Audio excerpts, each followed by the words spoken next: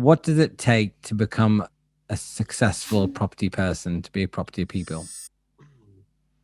I think the title of your show, Property People, really sums up the main thing. People like people. We are social animals, and I have this battle with my colleagues about working from home.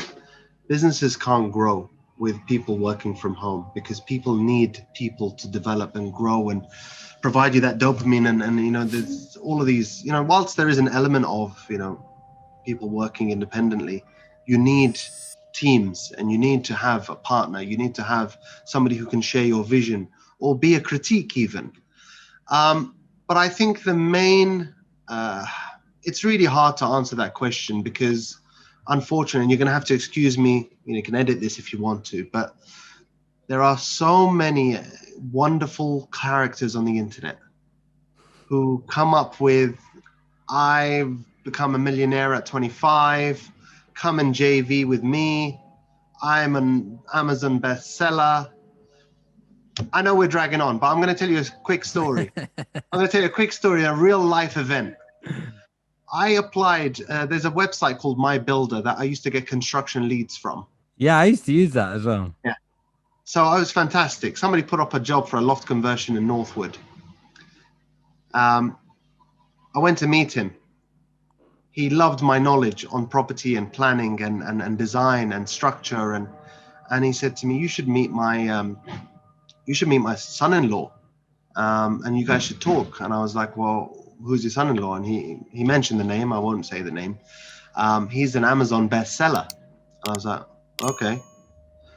And I left from that meeting and we exchanged a few emails with the client. And I found out who the son-in-law was. And I was like, well, it's just interesting how people can be so on such a pedestal in the property space, but their own family wouldn't use them as people for property knowledge because it's just a front and they're just great at marketing themselves. I could write a book tomorrow, and I reckon I would write a really good book tomorrow, and that's probably one of my mistakes that I haven't done. But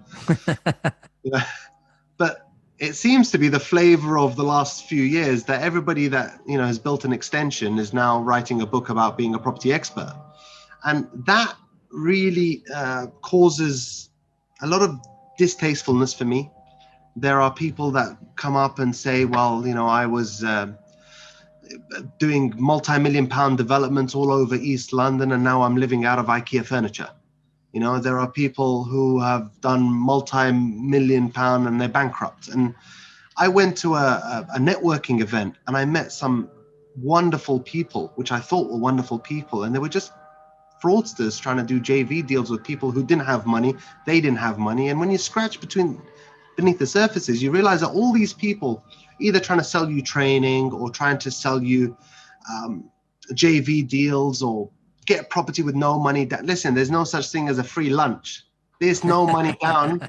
It happens to the very few. Don't try and sell people £10,000 worth of marketing material that you can just get from a Google search, and there's loads of these guys. So, good for them. They've done better than me in terms of marketing, but I don't, there's no credibility in there. I can see you've got a bugbear that you're getting off your chest, which is great. But what I would say is I know that you've worked with good people that you do respect and that kind of thing. So of those people, what is it do you think that made them as successful and as good as credible and as long-standing as they are? I think people with a long-term vision, not short-term. There's none of this get-rich-quick business. It's not Bitcoin. Property is a long approach. I've mixed up my property flavors with doing HMOs in areas that have good capital gains. So I benefit from high-yielding assets, but also capital gains and growth. And I think I work with hungry people, young, hungry people that want to establish that, and smart. They've got to be smart. And that's really who I tend to work with, people that have ambition. You might not know, or you might not have the best experience, but you've got the hunger and the desire and the growth to want to deliver. And I've got two members of my staff, for example, who are becoming developers in their own right by working together. So those are sort of challenges, and those are the kind of people that I want to mix myself with. You know, the That famous makes saying, sense. your average of five, and you are Yeah. the average of those five. So you really want to choose wisely who you want to be. Don't follow these internet personalities.